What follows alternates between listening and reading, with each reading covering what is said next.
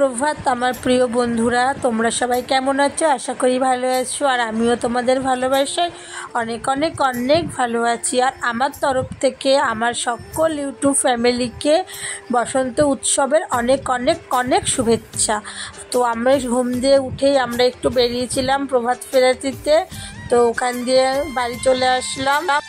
তো বাড়ি চলে এসেছি, এখন বাড়িতে আসলাম, এসে দেখি মাংস রান্না করতে হবে। তো মাংসটা এনে রেখেই গিয়েছিলাম আমি। তো ওখান থেকে চলে এসে এখন এই যে মাংসটা ধুয়ে ভালো করে পরিষ্কার করে নিয়েছি, আর নুন হলুদ আর সর্ষের তেল মাখিয়ে ওদিকে আমি আলুগুলো ভেজে নেব। আর আজকে অনেকটাই বেলা হয়ে গেছে, কারণ ওখানে গিয়েছিলাম প্রভাত ফেরাতে, ওখান দিয়ে আস্তে আস্তে অনেকটাই দেরি হয়ে গেছে। এখন প্রায় 11:30 বাজে। আমাদের বেরোতে দেরি হয়ে গেছিলো, বেরোবার কথা ছিল 8টায়, আমরা বেরিয়েছি বাড়ির থেকে 10টায়। এবারে তো ওখানে আমাদের মতন অনেকেই লেট করে এসছে বলে অনেকটাই দেরি হয়ে গেছে। তো দেখলে মাংসটা নুন হলুদ সর্ষের তেল দিয়ে মাখিয়ে রেখে আমি আলুটা ভেজে নিলাম, আর যত তাড়াতাড়ি পারি আমি রান্নাটাকে কমপ্লিট করে নিই।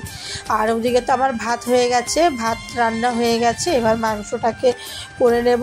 তো চলো আমি মাংসটা রান্না করে নিই, আর তোমরা সারাদিন আমার সঙ্গে থাকো আর পুরো ভিডিওটি দেখো। ভিডিওটি ভালো লাগলে অবশ্যই লাইক কমেন্ট শেয়ার করো। আর যারা আমার চ্যানেলে নতুন তারা আমার চ্যানেলটিকে সাবস্ক্রাইব করে আমার পাশে থেকো।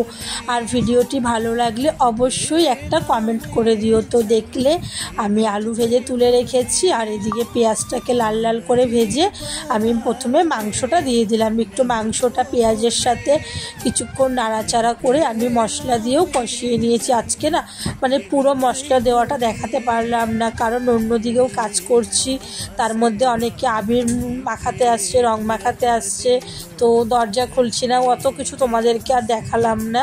তো চলো দেখো আমার মাংসটা সুন্দরভাবে বেশ কষানো হয়ে গেল। তো আজকে রান্না করব মাংস। ভেবেছিলাম মাংসের ঝোল আর ভাত করব, কিন্তু ভাবলাম না একটু ডাল করি আর একটু গোল গোল করে আলু ভাজি। জানি না তোমাদেরকে কতটুকু দেখাতে পারবো, সব রং মাখাতে আসছে, তাড়াতাড়ি করে রান্নাটা করে নিই। তারপরে হচ্ছে গিয়ে তো একটু রং খেলতেই হবে হালকার উপরে, কারণ বছরে একটা দিনই আসে। তো চলো আমি রান্নাটা তো করে নিই। তো আর অন্য গ্যাসে আমি ডাল বসিয়ে দিয়েছি, ওই যে বললাম ডাল করব। তো ফাইনালি আমার রান্না বান্না সমস্ত কমপ্লিট হয়ে গেছে। তোমাদেরকে আজকে খুব ভালো করে আমি রান্নাটা দেখাতে পারিনি, ওই যে একটাই প্রবলেম, সব রং দিতে আসছে, বারবার করে রান্না করছি আর এসে এসে মুখ ধুয়ে যাচ্ছি, তার জন্য আর আজকে রান্নাটা দেখাতে পারিনি।